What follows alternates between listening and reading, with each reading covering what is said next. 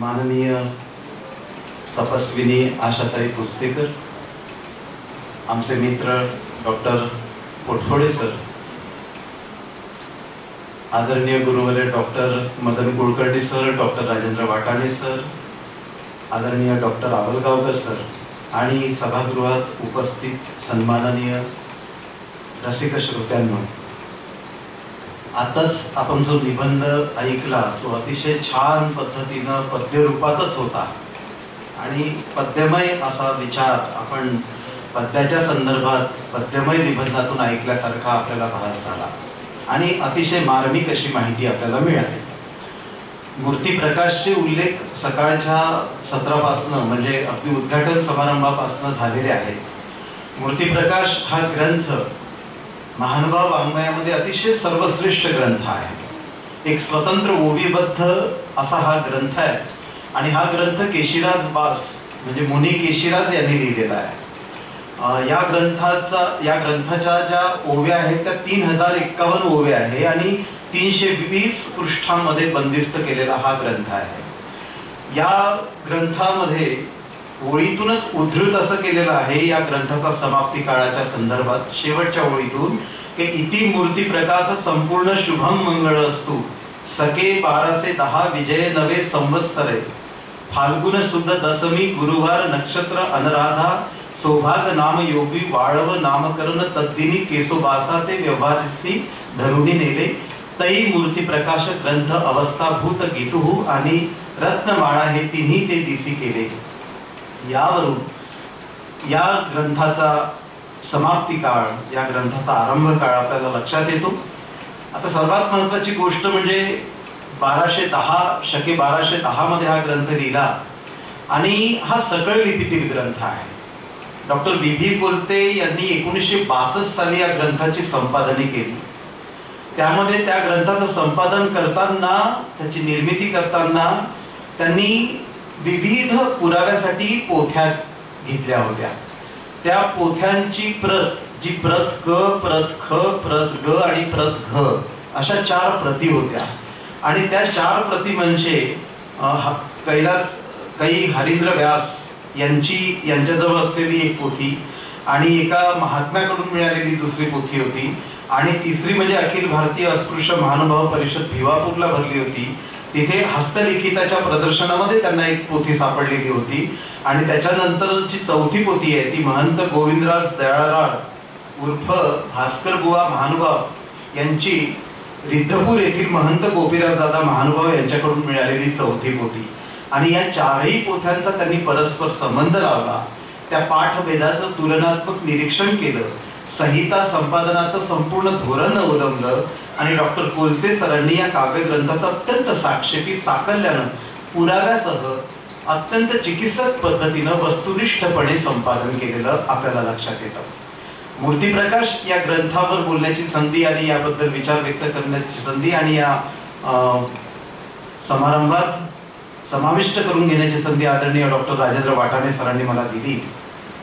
मला या ग्रंथाचा विचार करताना इतकं महत्वाचं औचित्यपूर्ण याच्यासाठी वाटते की हा जो ग्रंथ संपादित झाला तो विदर्भ संशोधन मंडळातून संपादित झाला आणि विदर्भ संशोधन मंडळावर डॉक्टर बी कोलतेचं नितांत प्रेम होतं.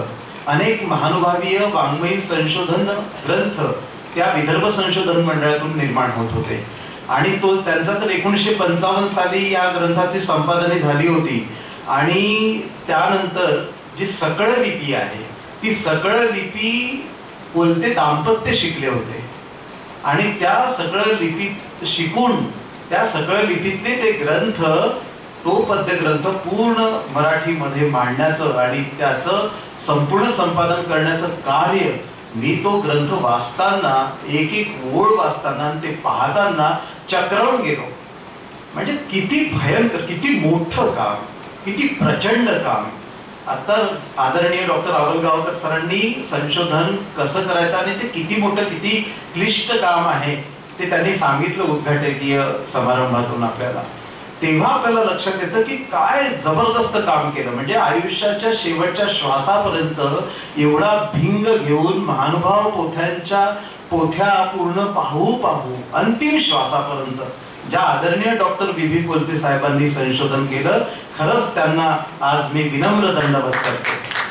की विदर्भ संशोधन मंडळावर त्यांचं प्रेम होतं आणि तत्कालीन कार्याध्यक्ष डॉक्टर वावी मिराशी यांच्याशी त्यांची चर्चा झाली आणि त्यांनी म्हटलं की मग मिराशी सरांनी म्हटलं की तुमचा संपादित करायचा विदर्भ संशोधन मंडळातर्फे ग्रंथ. तेव्हा त्यांनी अनुकूलता दाखवली आणि मग याच्यासाठी अर्थसहाय्य लागतं तर मग महाराष्ट्र राज्य साहित्य संस्कृती मंडळाकडे त्यांनी आर्थिक सहाय्य मागितलं आणि योगायोगाने ते आर्थिक सहाय्य मिळालं आणि ते मिळाल्यानंतर ती कोलतेंची प्रत निर्माण झाली आणि या सगळ्या रसिक वाचकांच्या, महाराष्ट्रातल्या सगळ्या लोकांच्या हातात ती आली. हे सगळं महत्वाचं औचित्यपूर्ण याच्यासाठी वाटतं आणि आजच्या कार्यक्रमाचा सौंदर्य योग आणि माझ्या या निबंध वाचनाचा योग मला असं वाटतं का विदर्भ संशोधन मंडळानं आयोजित केलेला हा संमेलन आहे आणि महाराष्ट्र राज्य साहित्य संस्कृती मंडळानं पुरस्कृत केलेला आहे आणि भाऊसाहेब कोलतेंनी संपादित केलेला ग्रंथही तोच भाग होता आणि त्याच्यामुळं आदरणीय म्हणजे डॉक्टर बी कोलतेंचे केवळ महानुभाव साहित्यावर नाही तर मराठी भाषा साहित्य संस्कृतीवर केलेल्या उपकाराची परतफेड करणं शक्य नाही. दुर्दैवानं दुःख आणि वाईट या गोष्टीचं वाटतंय की डॉक्टर बी कोलते साहेबांचे ग्रंथ जे काही निर्माण झालेले आहे ते आज नव्यानं निर्माण होत आहे पण डॉक्टर बी कोलते साहेबांचं नाव गहाळ होते आहे. हे दुर्दैव आणि दुःख वाटतंय की त्यांनी एवढं प्रचंड संशोधन केल्यानंतर, त्याचा इतका अभ्यास केल्यानंतर, त्यांचे संपादकीय एवढं मोठं काम असताना त्यांचं नाव काढून टाकायचं, प्रस्तावना तशीच ठेवायची आणि नव्या ग्रंथरूपानं कोणी कोणत्या प्रकाशकांनी आपल्या नावावर ते छापायचं, हे आपल्या महाराष्ट्राचं, आपल्या सगळ्यांचं दुर्दैव आहे. मराठी भाषेचं दुर्दैव आहे, साहित्यिकांचं दुर्दैव असं मला वाटते. आता हा जो ग्रंथ आहे, हा ग्रंथ, या ग्रंथाच्या अंतरंगाचा विचार केला तर तिथे जी प्रस्तावना लिहिलेली आहे कोलते साहेबांनी ती अतिशय महत्वाची आहे. त्याच्यात केशववासाचं चरित्र आलेलं आहे, त्याचा पंथ प्रवेश, त्यांचं खडतर वैराग्य, त्यांची शास्त्र चर्चेची असणारी आवड आणि पंथासंबंधी असणारी त्यांची कळकळ, त्यांचं ग्रंथ कर्तृत्व आणि त्यांचं देहावसान, ह्या सगळ्या गोष्टी त्याचं चिंतन त्या प्रस्तावनेतून आलेलं आहे. आता पंचकृष्ण आणि भक्त नमन याच्यावर 1 ते 82 ओव्या खर्ची घातलेल्या आहेत.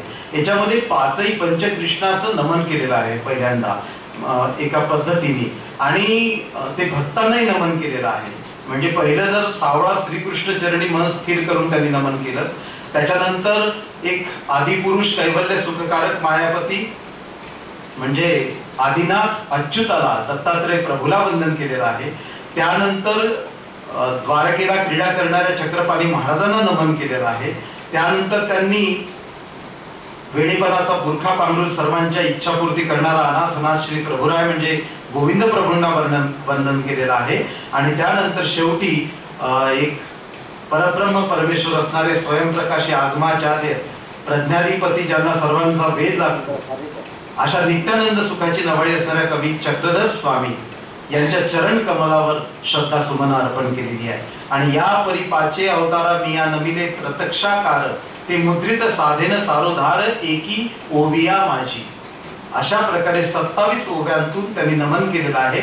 आणि अलौकिक गुणसंपदेचे, या 5ही अवताराच्या अलौकिक गुणसंपदेचे वर्णन अत्यंत यथार्थ शब्दात, सुंदर पद्धतीनं, यथोचित पद्धतीनं, अल्पाक्षरी, मनोहारी आणि चित्तवेधक भक्तिपूर्ण काव्यशैलीचा उत्कृष्ट नमुना ठरावे असे ते वर्णन आहे. त्यानंतर केशवदासांनी उद्धवार्जुनासारख्या ज्ञानी भक्तांनाही वंदन केलेलं आहे. त्यानंतर त्यांनी ब्रह्मविद्येचा स्वामी, आचार्यांचा राजा, संसार भय आणि अज्ञानाला दूर सारणारा नागार्जुन यांना वंदन केलेलं आहे. भक्तीची प्रेमकलिका, आनंदाचे आभाळ आणि अनुरागाचे आंगवण, ब्रह्मविद्येची साठवण करणाऱ्या नागांबिकेला सुद्धा वंदन केलेलं आहे. आणि त्यानंतर 43 ते 82 ओव्यामधून त्यांनी स्वतःची आत्मनिवेदन केलेलं आहे. त्यातून स्वतःची रंगवृत्ती व्यक्त केलेली आहे, जी दीनवृत्ती आहे. 43 ते 82 पर्यंतच्या ओव्यातून अतिशय त्यांची उत्कट भक्ती भावनेनं ओथंबलेलं हे काव्य आपल्याला दिसतंय. परमेश्वराविषयीच्या उत्कट श्रद्धेच्या जाणीवेनं भरून आलेला जो अंतःकरणातला भावोद्गार आहे तो यातून प्रकट झालेला आहे. आणि परमेश्वर भक्तीचे अलौकिक प्रतिभेचे देणे लाभलेल्या या काव्यशक्तीचं संमिलन यातून झालेलं आहे. आणि स्वतः लीनतेनं त्यांनी ते वर्णन केलेलं आहे. स्वतःबद्दलची जी भावना आहे त्यांची, ती स्वतःला अज्ञानी म्हणतात, ते अपराधी म्हणतात, ते अपवित्र, निंदक, जन्मदोषी असं त्यांनी स्वतःला संबोधलं आणि एक प्रकारची आध्यात्मिक हीनता अतिशय विनम्रपणाने त्यांनी वर्णन केलेले आपल्याला दिसून येते. यानंतर आपल्याला लक्षात येईल की गुरुकृपा वर्णन त्यांनी केलेलं आहे. नागार्जुनाचा गोसावी जो चक्रधर स्वामी आहे, त्यांच्या सालकृत श्रीमूर्तीचं वर्णन करण्यासाठी जी बुद्धीची प्रबळता आवश्यक असते ती माझ्याजवळ नसली तरी मला तुझी स्तुती करण्याची अत्यंत उत्कट इच्छा आहे आणि ती पूर्ण व्हावी अशी अपेक्षा त्यांनी केलेली आहे. नाही ज्ञानाचे पुरतेपण वर्णावया श्रीमूर्तीचे गुण, परी आल्हादू होत असे मना स्तवना लागी.